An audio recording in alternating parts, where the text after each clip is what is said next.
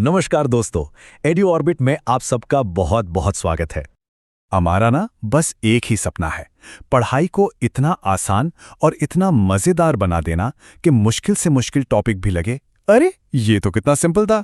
चलिए आज एक ऐसी यात्रा पर निकलते हैं जो हर रोज हर पल हमारे शरीर के अंदर होती है, लेकिन हम उसे देख नहीं पाते।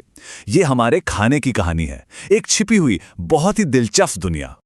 ये सवाल सुनने में तो बड़ा आसान लगता है ना, लेकिन इसका जवाब एक बहुत ही स्मार्ट और शानदार प्रक्रिया में छिपा है। तो चलिए आज इसी रहस्य से पर्दा उठाते हैं और देखते हैं कि हमारा शरीर खाने को ऊर्जा में आखिर कैसे बदलता है। ठीक है, तो शुरू करते हैं। यह है हमारे पाचन तंत्र का पूरा नक्शा। मुंह से शुरू होकर ये एक लंबे घुमावदार रास्ते से गुजरता है। हर मोड़, हर अंग का एक खास काम है। ये किसी हाईटेक फैक्ट्री की असेंबली लाइन जैसा है, सच में। तो इस फूड फैक्ट्री का असली मकसद क्या है? इसे एक पावर प्लांट की तरह समझिए। इसका मेन काम है हमारे खाए हुए भोजन को, जैसे कि रोटी या फल, लेना और उसे छोटे छोटे पोषक तत्वों में तोड़ना। ये पोषक तत्व हमारे शरीर के लिए ईंधन है, बिल्कुल वैसे ही जैसे गाड़ी के लिए पेट्रोल। फिर इन पोषक तत्वों को शरीर के हर हिस्से तक पहुंचाया जाता है ताकि हमें दौड़ने, सोचने और यहां तक कि बड़े होने की भी ताकत मिल सके। अब यह है पाचन की वैज्ञानिक परिभाषा। जटिल घटक का मतलब है कार्बोहाइड्रेट, प्रोटीन और वसा जैसी चीजें। हमारा शरीर इन्हें इनके बड़े रूप में इस्तेमाल कर ही नहीं सकता, इसलिए पाचन इन्हें सरल पदार्थों में बदलता है, जैसे कार्बोहाइड्रेट को ग्लूकोज में, जो हमें तुरंत एनर्जी देता है, और प्रोटीन को अमीनो एसिड में, जो हमारे शरीर के बिल्डिंग ब्लॉक्स हैं। अब इस चीज को समझने का ये तरीका बहुत अच्छा है। सोचिए कि जो खाना हम खाते हैं वो एक बड़ी उलझी हुई चेन की तरह है। पाचन का काम है उस चेन की हर एक कड़ी को खोलकर अलग करना। ऐसा करना इसलिए जरूरी है क्योंकि हमारा शरीर पूरी चेन को नहीं सोख सकता। उसे सिर्फ वो छोटी छोटी अलग हुई कड़ियां ही चाहिए होती हैं ताकत और ग्रोथ के लिए। चलिए यात्रा के पहले पड़ाव पर चलते हैं। सब कुछ मुंह से ही शुरू होता है, और ये सिर्फ खाने का एंट्री गेट नहीं है, बल्कि पाचन का काम असल में यहीं से शुरू हो जाता है। हमारे दांत सिर्फ चबाने के लिए नहीं है, वो तो एक तरह का टूल किट है। सामने के दांत, जिन्हें कृंतक यानी इंसाइजर्स कहते हैं, वो काटने के लिए हैं। नुकीले वाले रिदनक या केनाइन्स सख्त चीजों को फाड़ने के लिए हैं, और पीछे के चर्वणक यानी मोलर्स खाने को बारीक पीसने का काम करते हैं। ये है मैकेनिकल पाचन।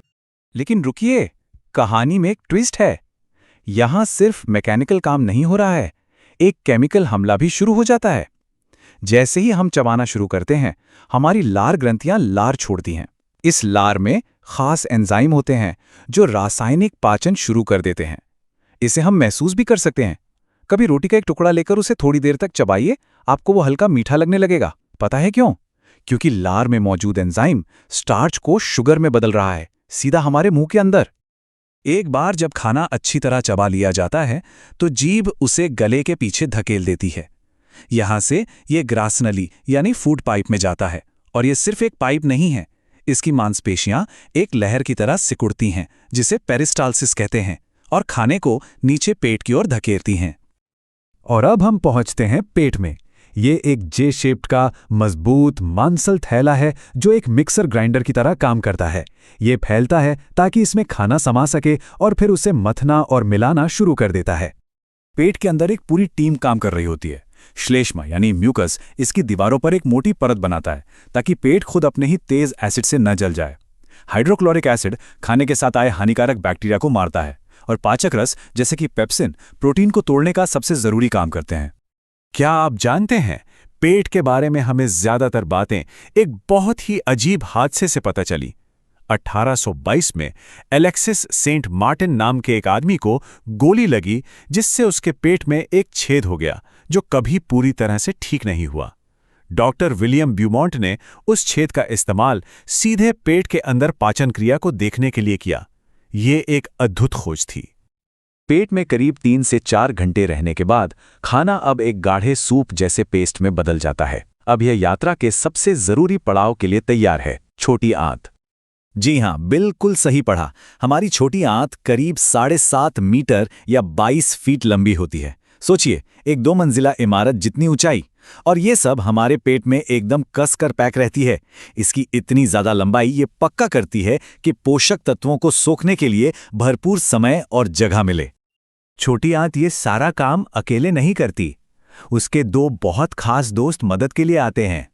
यकृत यानी लिवर, जो शरीर की सबसे बड़ी ग्रंथि है, पित्त बनाता है जो फैट को छोटी छोटी बूंदों में तोड़ता है। और अग्न्याशय यानी पेनक्रियास शक्तिशाली पाचक रस भेजता है जो कार्बोहाइड्रेट, प्रोटीन और फैट तीनों का पाचन पूरा करता है। तो अब जब खाना अपने सबसे छोटे और सरल रूप में टूट गया है, तो सबसे जरूरी काम होता है अवशोषण। छोटी आंत की अंदरूनी दीवारों पर लाखों छोटी उंगली जैसी संरचनाएं होती हैं जिन्हें विलाई कहते हैं। ये बिल्कुल एक तौलिए की सतह की तरह काम करती हैं। सतह का एरिया बहुत बढ़ा देती हैं ताकि पोषक तत्वों को जल्दी और अच्छी तरह सोखकर सीधे खून में भेजा जा सके। अब जो कुछ भी पच नहीं पाता वो आगे बड़ी आंत में चला जाता है। बड़ी आंत करीब 1.5 मीटर लंबी होती है। इसका मुख्य काम है बचे खुचे खाने से पानी और कुछ जरूरी नमक को सोख लेना। इसके बाद जो बचता है वो ठोस कचरा होता है जो शरीर से बाहर निकल जाता है। तो ये थी हमारे शरीर के अंदर की कहानी। वाकई कमाल है। पर क्या प्रकृति में खाना पचाने का बस यही एक तरीका है? क्या सारे जीव जंतु ऐसा ही करते हैं? चलिए जरा इंसानों से आगे बढ़कर देखते हैं। गाय भैंस जैसे घास खाने वाले जानवरों को देखिए। उन्हें जुगाली करने वाले यानी रूमिनेंट्स कहा जाता है। वो घास को जल्दी जल्दी निगलकर अपने पेट के एक खास हिस्से रूमन में जमा कर लेते हैं। बाद में वो उस खाने को वापस मुंह में लाकर आराम से चबाते रहते हैं। उनके पेट में खास बैक्टीरिया होते हैं जो घास में मौजूद सेल्यूलोज को पचा सकते हैं, एक ऐसी चीज जिसे हम इंसान नहीं पचा सकते। और पाचन में कितनी वैरायटी है, इसका सबसे अच्छा उदाहरण है अमीबा। सोचिए, तालाब के पानी में रहने वाला एक छोटा सा एक कोशिकीय जीव, न मुंह न पेट।